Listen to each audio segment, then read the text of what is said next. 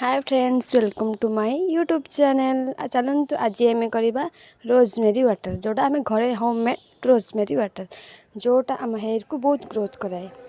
चलते देखा। प्रथम आम मंदार पत्र, तापर मेरसिंगा पत्र बा करी लिव्स, किसी पियाज, मेथी एंड रोजमेरी, ड्राई रोजमेरी जोटा मुझे ऑनलाइन रे परचेस करी। ड्राई रोजमेरी वाटर आपन भी चाहिए परचेस करें। प्रथम आम पानी रे किछि रोजमेरी तापर मेथी पकईकी किछि रोजमेरी और मेथी पकईकी ताको आम 2 घंटा पर सेमती भिजेकी रखिबा।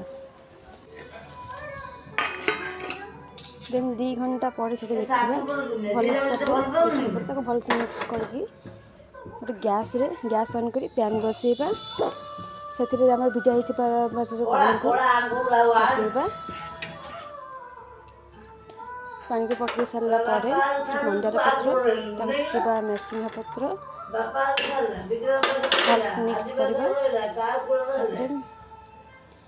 मेरसिंगा पत्र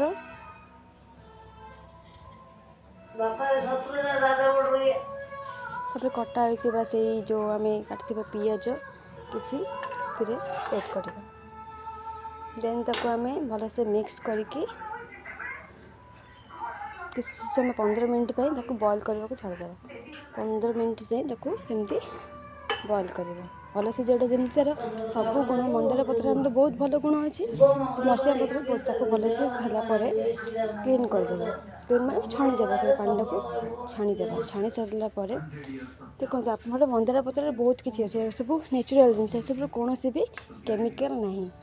बुझिपारे ताको क्लीन कर सारापर गोटे कंटेनर ठंडा करदे। जेहेतु ठंडा हवा दरकार यहाँ गोटे कंटेनर स्प्रे बोतल रखा।